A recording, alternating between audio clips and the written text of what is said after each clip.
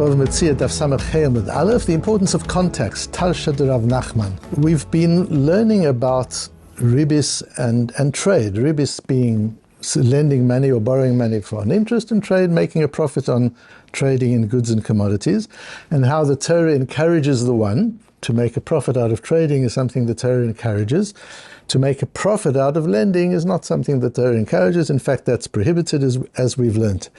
And then in the area of trade finance, we get into these complicated areas. What are we actually doing? Are we actually trading in the commodity, or are we trading in the finance?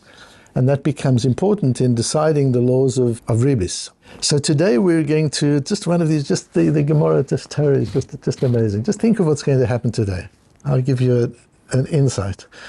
We're going to learn from Rabbi Yehuda Anosi, Eretz Yisrael, 3rd century. We're going to learn from Rav נחman, Bovel, 5th century or thereabout.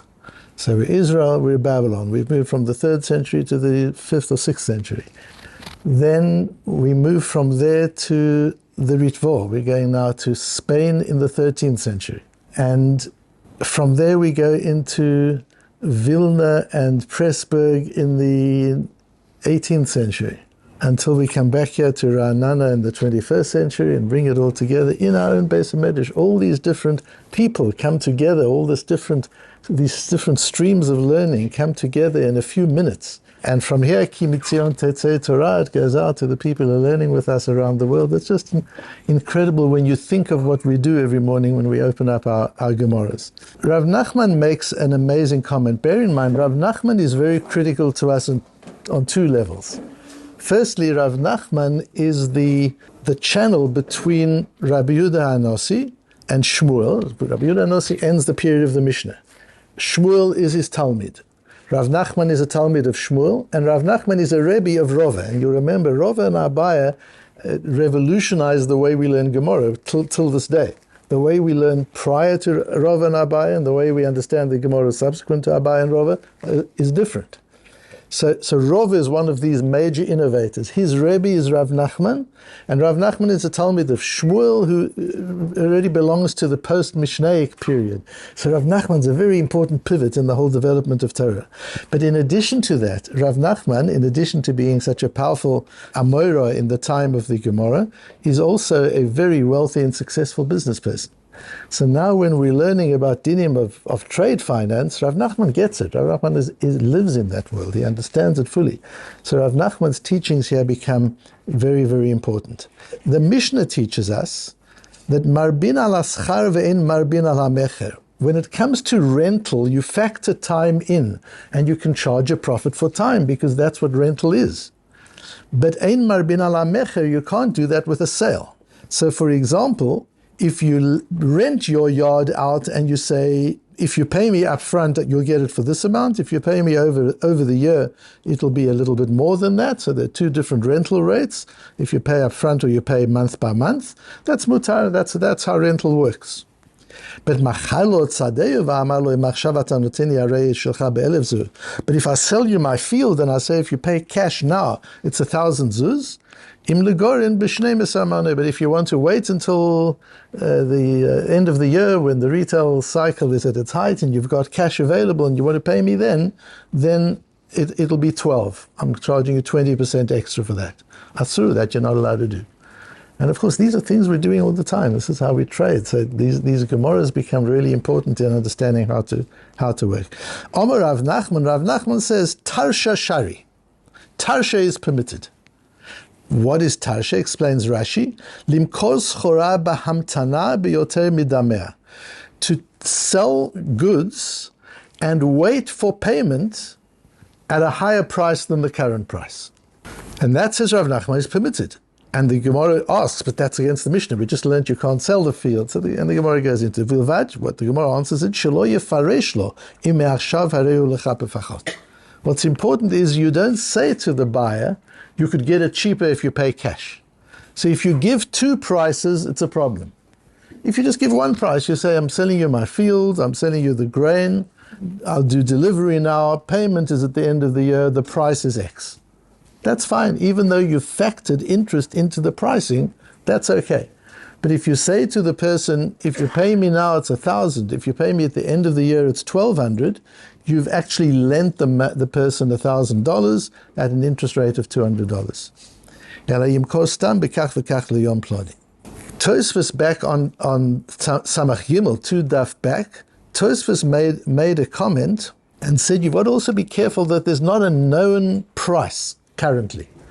If there's a big sign that says this is for sale for 1,000 zuz, and you say to the person, I'll sell it to you for payment at the end of the year for 1,200, it doesn't matter that you didn't actually articulate the difference.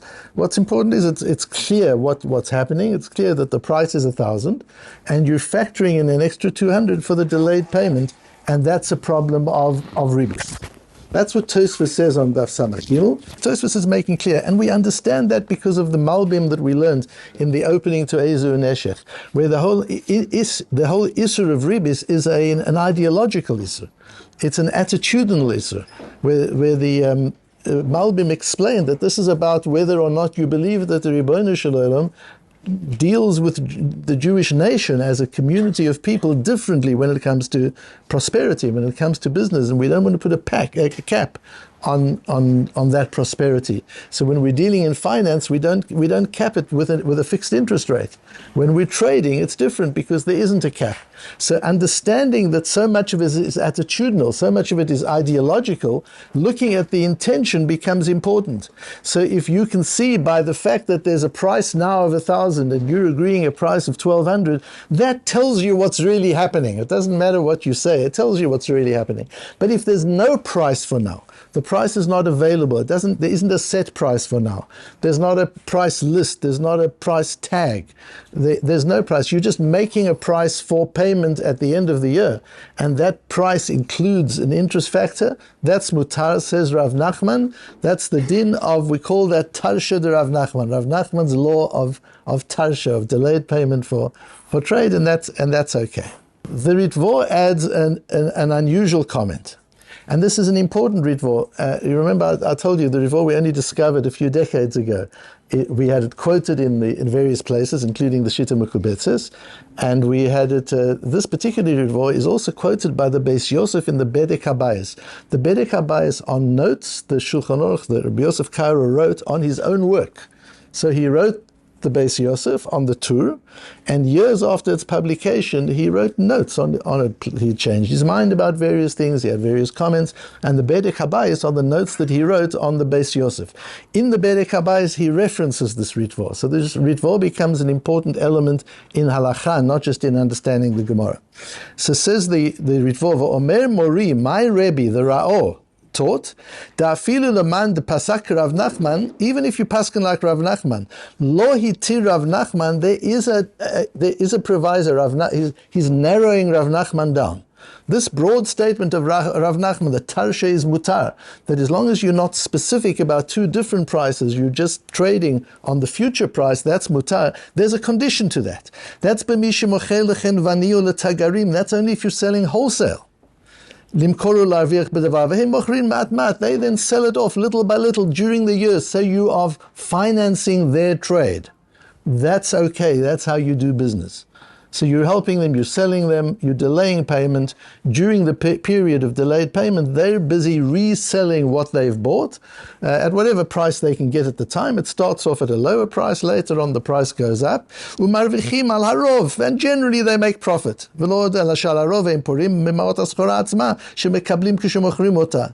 And in fact, they pay off as they sell, they pay off. They don't wait till the last moment to pay, they pay as they go off. So that's the way trade is done, nothing wrong with that, says the Ritvo. So again, the Ritvo is in Spain. I want you to see how the practicality of life creates a lens through which to understand the Gemara. You can't just understand the Gemara theoretically. You've got to look at it through life. And the Ritvo is in Spain. Spain's a major commercial area. The communities there are busy in trade and finance. They're dealing with this all the time. Listen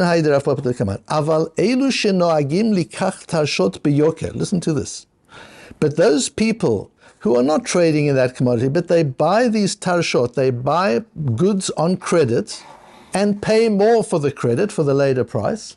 So they're buying $1,000 worth of goods now, paying for it at the end of the year at $1,200. Lemochran la'alter befachot, and they're selling it immediately at the lower price. So they're actually losing. Tekul alma osur, that's clearly asur. That's not allowed. Why? So I'm selling my goods to this person. He's reselling at a loss. That's asur. I'm not allowed to do that. What's going on? Ask the Binas Odom. The Binas Odom was the Rov in Vilna during the time of the Vilna Gaon. This is late 18th century. That's the Chaye Odom. You remember, I've often said to you that the Chaye Odom, if you want to know the halacha, you use the Chaye Odom. Chaye Odom is written on Orach Chaim.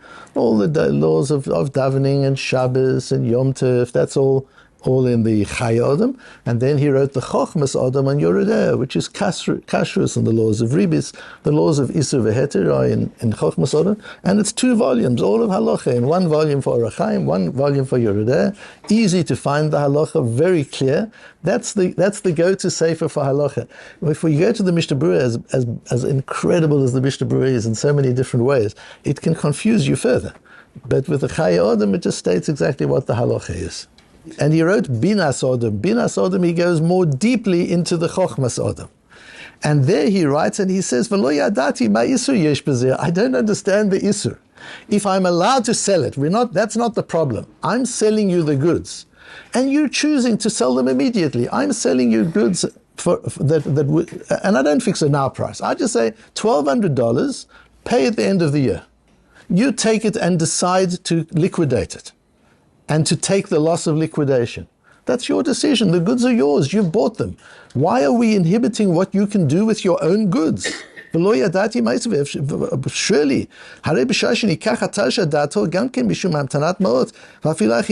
he was going to wait and sell it later, it would be okay. And now, if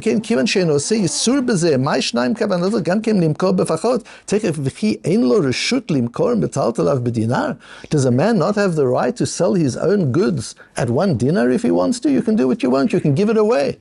Why should we inhibit his ability to trade with something he's purchased? He's acquired it beheter. So he doesn't understand the ritvo. A lot of people struggle with the ritvo. What is the problem? Answers the Binas Odom, Efshar, maybe the buyer told the seller what he was doing. I really need cash. You're not going to lend me cash interest free. So how about I buy your goods for $1,200 and I'll sell them I only need 1,000 cash. With 1,000 cash, I can do business and I'll make more than the 200 that I'll owe you. And this way, he's actually trading in finance, he's not trading in goods. And he told the seller this. And therefore, the kavanah, the intention, is interpreted by the words of the contract. And even if it's the informal words, the written contract might be kosher, but the conversation that took place around the negotiations reveals that the intention is to make money out of borrowing and lending, not out of trading in goods. So the dibur, the words, are what does it. That's how the Chaye Odom says, Efshe, if it's Orechiyun, and one has to see, is that maybe what the Ritvo means. This Ritvo is quoted in the Shita Mukubetzes. And in the notes of the new Shita Mukubetzes, it references the Binas Odom. That's how I found the Binas Odom. So I opened the Shita Mukubetzes, saw the notes at the bottom. It said, look at the Binas Odom. And it also referenced a tshuva of the Chassam Sofer. So Chassam Sofer lives at exactly the same time as the Chaye Odom, except the Chaye Odom is in Vilna in Lithuania, and the Chassam Sofer is in Pressburg in Hungary. And the Chassam Sofer is not a businessman. The Chaye Odom is a businessman. The Chaye Odom also gets trade and understands trade. He lives in that world.